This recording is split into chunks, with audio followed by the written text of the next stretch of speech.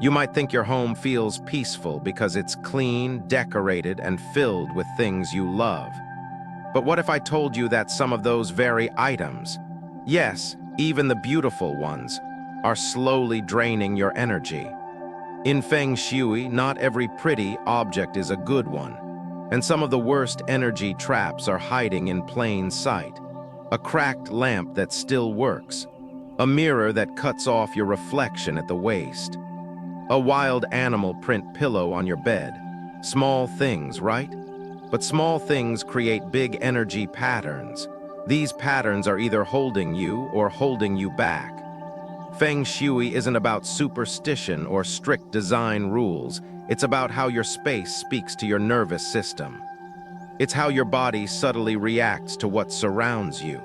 And sometimes, a single decor choice is the difference between feeling calm and feeling stuck without knowing why. I've seen it happen over and over again. You walk into a room and something just feels off. The light doesn't sit right. The colors clash. The air feels heavy. But instead of changing anything, we blame ourselves. Maybe I'm tired, maybe I'm just in a mood. What if it's not you? What if it's your space asking for a shift? Today, we're going to walk through the most common Feng Shui home decor mistakes, what to avoid and what to use instead. You don't have to tear down walls or buy expensive furniture. Sometimes it's just a matter of swapping out a single vase or choosing the right kind of art. So let's start with the quietest culprit, the fake flower arrangement sitting quietly on your entry table. Looks harmless? Think again. Section 1. Fake flowers aren't always harmless.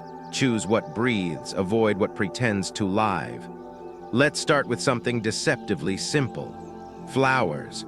Walk into any big box store or scroll through an online home decor site, and you'll find thousands of faux flower arrangements, carefully styled, eternally in bloom and low maintenance.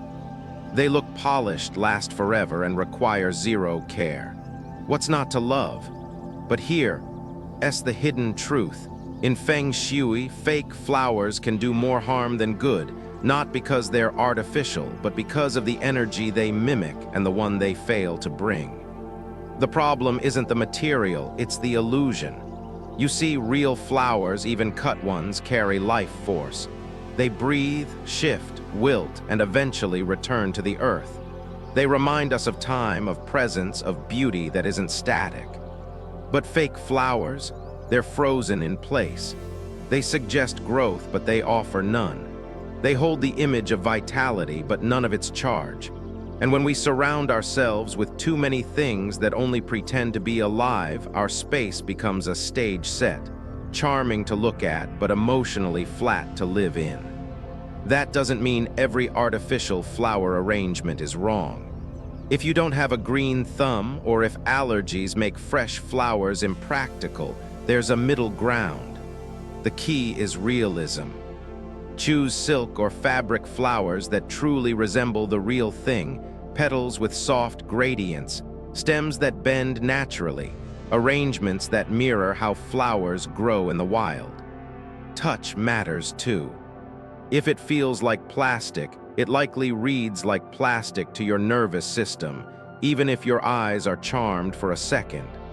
But beyond aesthetics, there's another level to this: emotional honesty. Many women I work with, especially those in their 50s and beyond, keep faux flower arrangements in their homes because they don't have time for real ones. It's one more thing to take care of. But sometimes the deeper reason is this: we've stopped expecting real beauty to be part of our daily life. We settle for what's convenient, for what doesn't ask anything of us. And little by little, our environment mirrors that choice. We stop inviting freshness. We stop welcoming change. We decorate instead of live. Ask yourself, when was the last time you bought fresh flowers, not for guests, not for a special event, just for yourself? When was the last time you watched a bloom open slowly over days, then let it go when it faded? Real flowers ask for your attention. They give beauty, but they also teach surrender. They change, and they invite you to change with them. Now let's get practical. Walk around your home. Notice every faux arrangement. Ask, does this look alive? Does it spark warmth or feel flat? Dust is a clue. If it's been sitting there untouched for seasons, it's likely not feeding your energy. If it's dull, sun-faded, or cheap-looking, it's not neutral, it's draining. Remove it. Don't just toss it in the closet, donate it, or let it go completely. Make space. Then, if you still want a low-maintenance option, choose just one high-quality piece. Something beautiful enough to make you pause when you walk by, not just something to fill a corner. And if you're open to it, start a ritual. One small bouquet of fresh flowers each week, even just from the grocery store. Tulips, hydrangeas, sunflowers, choose what speaks to you. Place them where you'll see them daily. This one act shifts your home's vibration. It says, I make space for living things. I welcome what's real. I honor beauty that comes and goes. Because in Feng Shui, your home is not just a container, it's a mirror. When you surround yourself with stillness, you become still. When you bring in movement, your energy flows again. So the next time you're tempted by that flawless arrangement in a glass dome, ask yourself, does this represent the life I want or the one I've put on pause?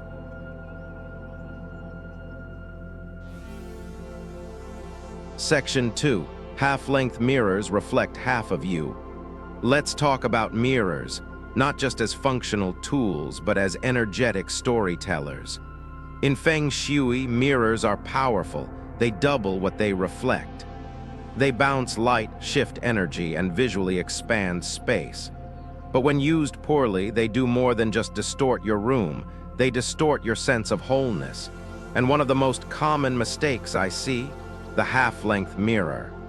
At first, it seems practical. It's slim, it fits in narrow hallways or small dressing areas, and it shows enough to check your outfit. But here's the problem. Mirrors don't just reflect the physical, they reflect identity. And every time you look into a mirror that cuts you off at the chest or waist, there's a subtle, repeated message being sent. You are incomplete. You're not fully seen. You don't get the whole picture. That might sound dramatic, but consider how often you look in the mirror without thinking. Several times a day, in passing or while getting dressed. If that interaction, conscious or not, is consistently showing you a cropped version of yourself, that repetition embeds into your nervous system. Over time, this almost enough reflection can mirror back into how you feel, fragmented, uncertain, missing something. This is especially powerful for women over 50, when so many are redefining themselves. After decades of giving to others, raising children, building careers, caring for aging parents, this chapter is often the first time a woman pauses and asks, what do I want now? Who am I becoming? The mirror in that moment isn't just about hair or makeup. It becomes a witness. So imagine how much more grounding it would feel to stand in front of a mirror that holds you, all of you, without interruption. Now let's talk placement. Mirrors near doorways, at the end of hallways, or beside closets are often added just to have one. But many of them are hung too high, too narrow, or behind clutter, making you strain to see yourself. In Feng Shui, the mirror is not just decor. It's a symbol of clarity. It should offer ease, not strain. It should reflect your wholeness, not your editing. And then there's the dreaded angled mirror, the kind you lean against the wall, but it cuts your head off unless you stand 5 feet away. It's a popular Pinterest look, but it subtly reinforces the same idea. I can only see myself clearly from a distance. I have to move or shrink to be fully visible. That's not the message we want our homes to send us. So what do you do instead? Start with this rule: every mirror in your home should reflect the entire person whenever possible. That means installing it at the right height, avoiding narrow vertical panels and making sure nothing blocks the bottom half. Choose mirrors with soft edges or wooden frames when possible. These offer a grounded feeling, unlike sharp metal or overly ornate gold. Also, be intentional about what the mirror reflects. A pile of laundry, the back of a door. A harsh light, that energy gets duplicated. Instead, place mirrors where they reflect something nourishing. A favorite chair, a piece of art, a sunlit window. Let your mirror show you beauty, not chaos. And finally, stop settling for just okay mirrors because they were on sale or you've had them forever. Your reflection deserves better than half. If money is tight, thrift stores and second-hand shops often have beautiful, high-quality, full-length mirrors. It's not about cost, it's about care. About sending a message to yourself, I am whole. I deserve to see all of me. If you've been walking past a mirror that makes you cringe, that cuts you in half, or that feels like an afterthought, it's not just an aesthetic issue. It's an energetic one. Let today be the day you remove it, or at least move it. Replace it with something that honors the woman you are right now. Not who you used to be, not who you might be one day, but who you are standing fully present here and now. Because in Feng Shui, wholeness isn't a metaphor, it's a reflection. Section 3. Cracked light can't brighten your soul. Lighting is one of the most overlooked and most powerful elements in a home's energy. We often think of it in terms of brightness. Is it bright enough to read here? Or does this lamp look nice on the side table? But in Feng Shui, light isn't just illumination. It's intention. It's the emotional heartbeat of a room. And when that light comes from a broken, cracked, or chaotic source, it carries more than just shadows. It carries scattered energy. Which brings us to one of the sneakiest decor mistakes I see all the time: cracked lamps. That mosaic-based lamp you picked up on clearance. The one with the beautiful glass shards pieced together in a swirling design. Or maybe it's a ceramic lamp with a hairline fracture that you hardly notice anymore. It still works, so why replace it? But here's the thing, light is the activator of Kai. And when the vessel that holds light is fragmented, the energy it sends out is fragmented too. You're literally filling your space with the vibration of things breaking apart. Now, I know that sounds dramatic, but think of it this way. If you saw a crack in your windshield every morning, would it affect how you feel about the drive ahead? Of course. Your nervous system picks up brokenness. It sees danger, instability, even when your conscious mind doesn't. The same is true for broken or chipped decor, especially objects tied to light, which are meant to represent hope, clarity, and vitality. This matters even more for women in midlife, who are reclaiming their personal space after years of prioritizing others. Your home should be a lighthouse, not a dimming bulb.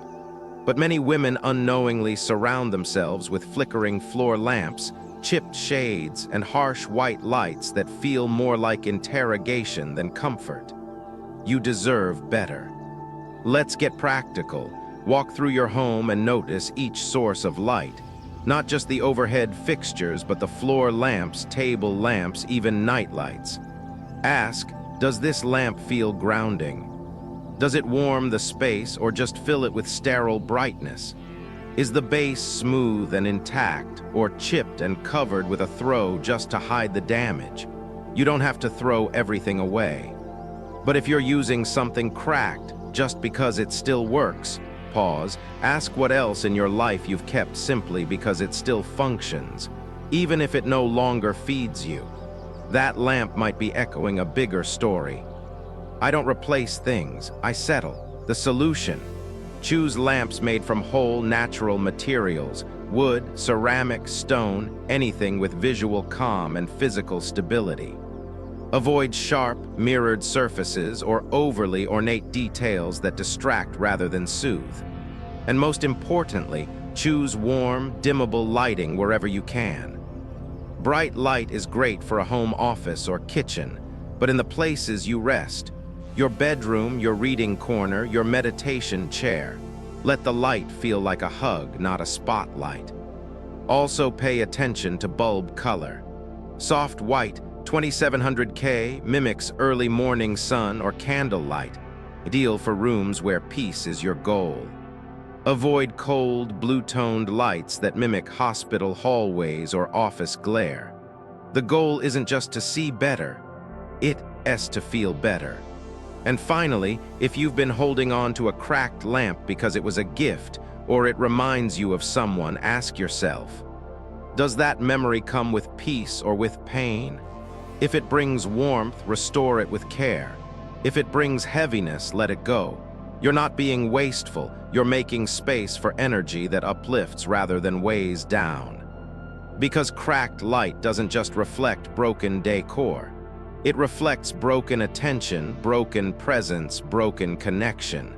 And you deserve more than that. You deserve light that holds you. That honors the way your energy wants to unfold in the spaces you call your own. So the next time you turn on a lamp, look beyond the brightness. Look at the message it's sending your home. Is it fractured or is it whole?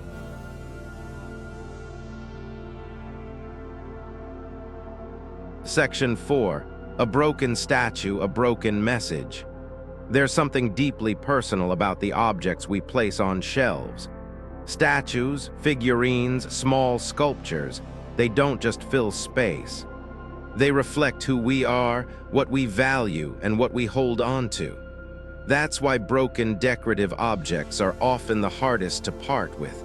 A chipped angel you bought during a difficult time. A statue with a missing hand that once belonged to your mother. A ceramic dog with a cracked leg that your grandchildren gave you. The damage may be small, almost invisible, but the message it sends into your space, not small at all. In Feng Shui, everything in your home carries energy, not just what's working, but what's broken too. And when something is visibly damaged but still on display, it quietly reinforces a message of incompleteness. The energy says, "This is fractured, but we're pretending it's not." You may not think of it that way, but your nervous system notices. Every glance reminds you of something missing, something hurt, something not quite right. And over time, that message becomes part of the atmosphere you live in. We often justify keeping these items because they're sentimental. It still has meaning, we say, and that's true, it does.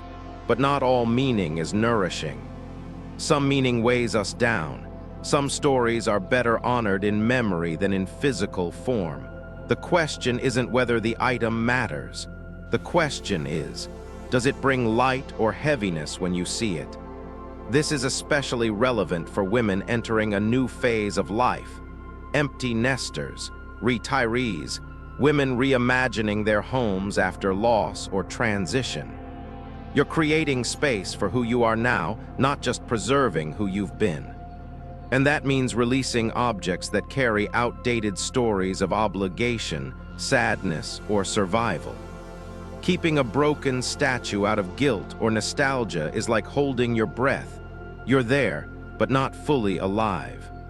From a Feng Shui perspective, broken items interrupt the natural flow of Kai. They represent stuck energy, unresolved pain, and a home that's emotionally cluttered, even if it's physically tidy. They also disrupt the visual harmony of a room.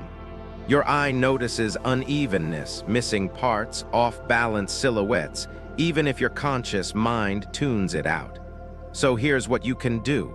Walk through your living space with one goal. Find every decorative item that is broken, chipped, glued back together, or missing a part. Don't judge.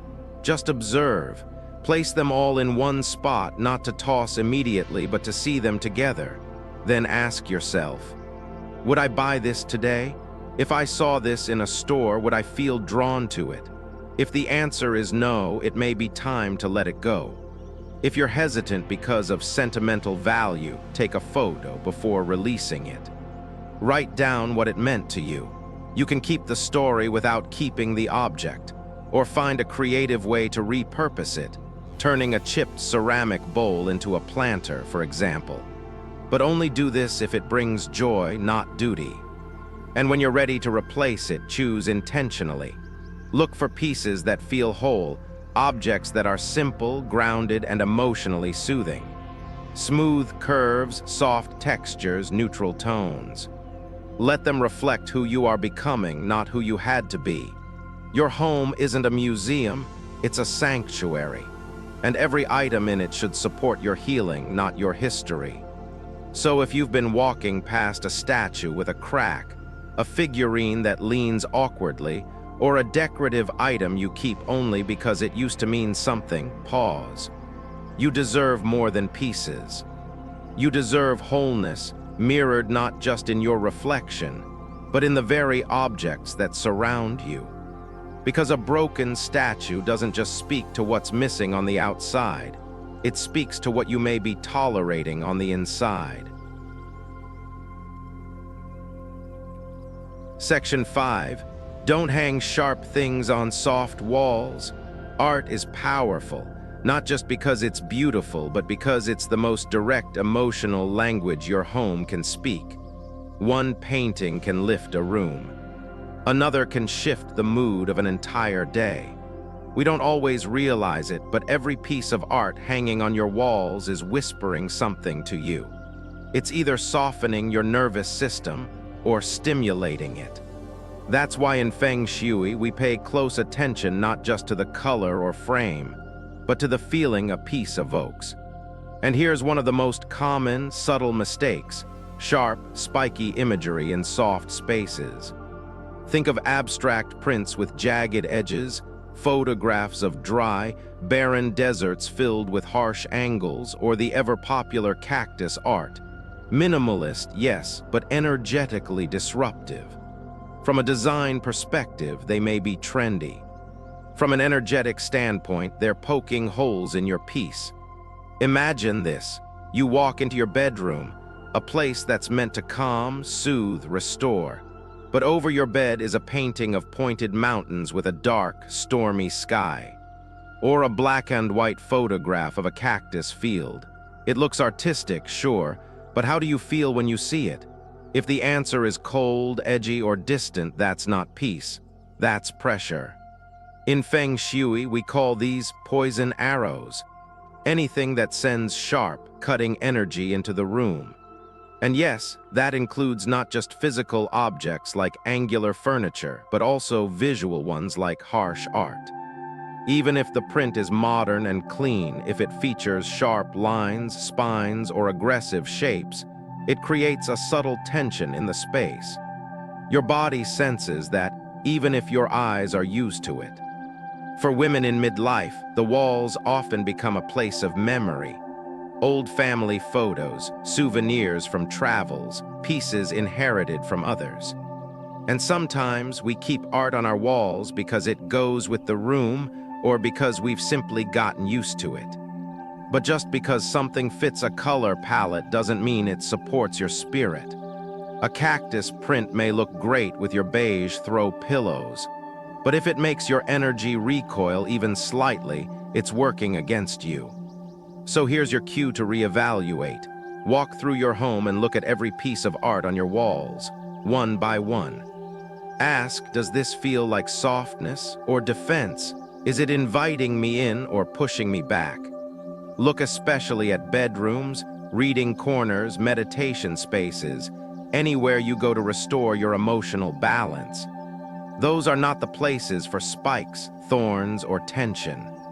Now, this doesn't mean you can never have powerful or bold imagery.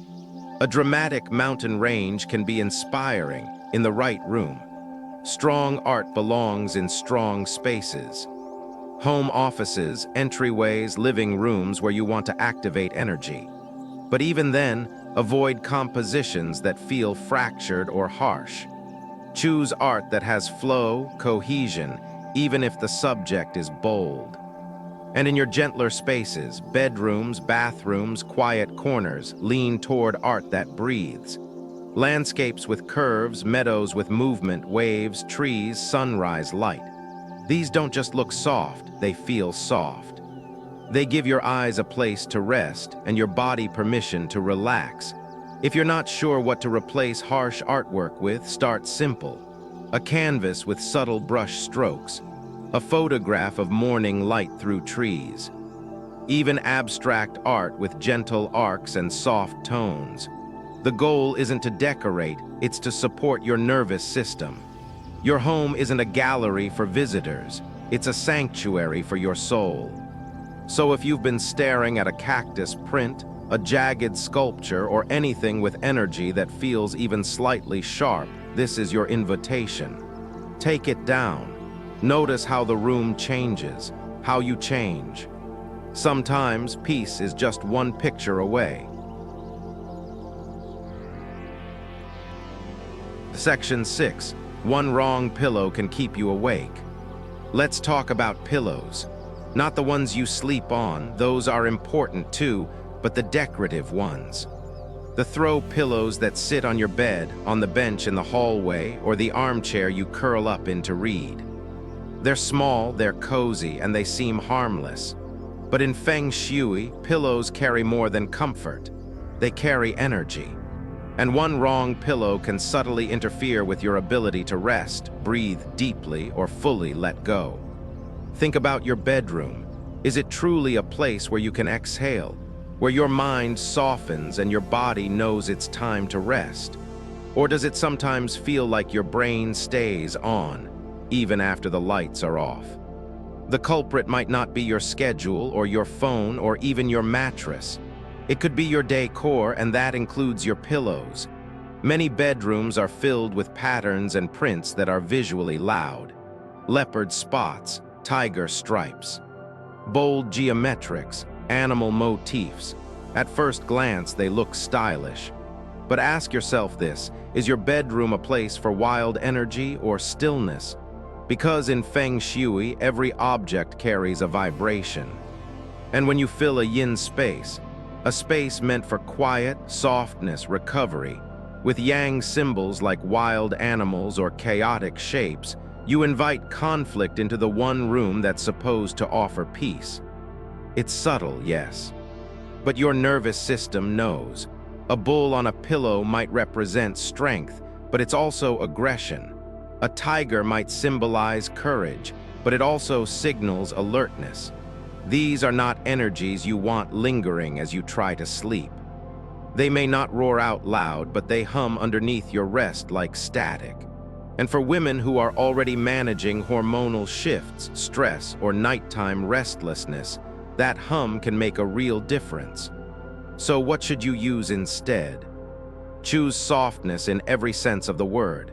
Start with texture, natural fibers like cotton, linen, or velvet. Then move to color. Earth tones, muted blues, sage greens, blush pinks. These hues create an energetic exhale. And finally, choose patterns that are gentle, florals, subtle stripes, soft watercolor prints, or better yet, go solid. Solid-colored pillows are the visual equivalent of silence. They don't ask your eyes to work, they invite stillness. And yes, this also applies to shape. Avoid pointed corners or unusually shaped pillows in the bedroom. Go for the classic square or soft lumbar shape. If it looks overly decorative, if it's something you're always moving or adjusting, it's not restful, it's clutter in disguise. There's also an emotional layer to this. Many women keep decorative pillows that no longer match their space simply because they were gifts or expensive. But if you're holding on to something that visually irritates you or just feels not quite right, ask why. A pillow shouldn't make you feel guilty. It should make you feel held. If you're unsure whether a pillow is disrupting your space, remove it for 3 days. Just 3. Pay attention to how the room feels without it. You might notice you sleep deeper or feel more drawn to enter the room again. Sometimes your body knows what your mind hasn't caught up to yet. Remember, Your bedroom is not a showroom. It's not for trends. It's not even for guests. It's for you, for your healing, for your reconnection with yourself after a long day. And every detail, yes, even the pillows, should honor that. So if you're still decorating with loud energy in a quiet room, this is your permission to shift. Trade the roar for a whisper. Let your bed become not just where you sleep, but where you truly rest. Section 7. Let the right sound in, not the wrong frequency. Sound is energy in motion. It moves through your space, your body, your mind, even when you're not paying attention. That's why certain sounds soothe you instantly, while others make you tense up without knowing why. In Feng Shui, sound is used intentionally to activate Kai, to clear stagnant corners, and to invite fresh flow. But here's the truth. Not all sounds are created equal, and not all wind chimes are good for your space. If you've ever hung a wind chime just because it looked pretty, or because someone told you it's good Feng Shui, pause right there. It's not just about having one. It's about having the right one in the right place, tuned to the right kind of energy.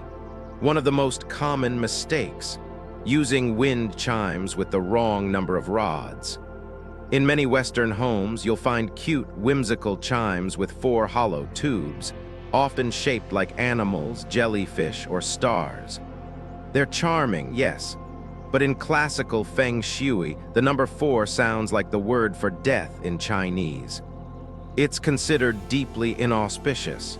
That doesn't mean your home is cursed, but it does mean the energy you're activating might not be as helpful as you intended. Instead, look for wind chimes with 6 hollow metal rods. 6 is a lucky number in Feng Shui. It resonates with ease, flow, and heavenly support.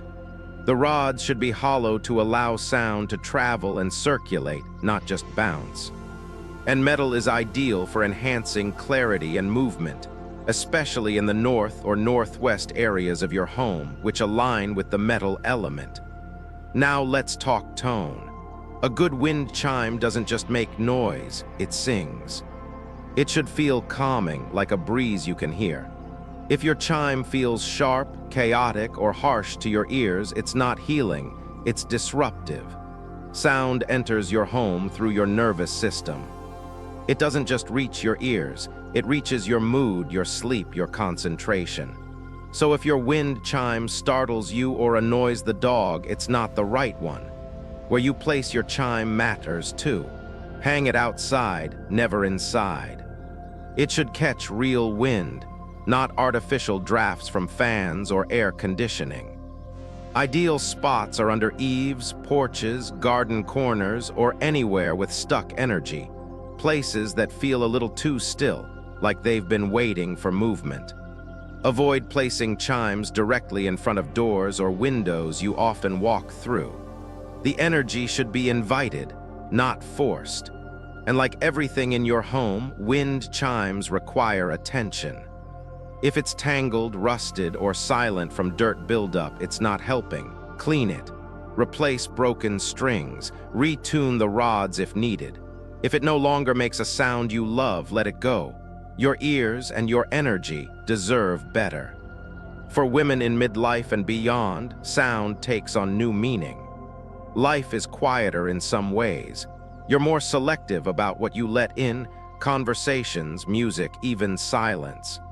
So let that same intention guide the soundscape of your home. Choose wind chimes not just for looks or tradition, but for how they feel. Their sound should make you pause in the best way, not flinch. And if you've never used a wind chime before, start with one. A small, clear-tone chime in a shaded outdoor spot. Notice how it changes the mood of the space. Notice how it changes you, how it gently calls you back into presence every time the wind moves. Because in Feng Shui, sound isn't background, it's a message. Make sure the one you're sending is a song worth hearing. Final, so much of what we call home is built from habit. A pillow here, a vase there. A statue we bought years ago, a lamp that still works even if it flickers. We rarely stop to ask, does this still serve me? Does this still support who I am now? That's the quiet power of Feng Shui, not to overwhelm you with rules, but to teach you to listen, to feel what your space is saying back to you. If you've stayed with me through this journey, you now know how much energy your decor holds. A fake flower that looks alive brings softness. One that's dusty and dull does the opposite. A mirror that reflects your whole body says you're enough. A half mirror says just parts of you matter. A cracked lamp, a chipped statue, a cactus print, a wild animal pillow, a jarring wind chime. Each one isn't just a thing, it's a frequency. Here's a simple truth from neuroscience. Our brains crave harmony. Visual calm reduces cortisol. Soft lighting increases melatonin. Circular shapes and warm tones signal safety. And when our environments reinforce that, we rest better, focus better, connect better with ourselves and with others. So no, this isn't just about home decor. It's about nervous system regulation. It's about giving yourself the kind of support you've given everyone else for years. It's about stepping into a new chapter of life with clarity, strength, and peace, and letting your home reflect that back to you every day. You don't need to change everything. You don't need to be perfect. Sometimes all it takes is changing one thing. One wrong item let go, one right one added with care. Because energy doesn't shift all at once, it shifts in layers, in decisions, in attention. So now I'll leave you with a question, not a checklist, not a challenge. Just this: if your home could speak back to you, what would it say it needs? And are you ready to listen?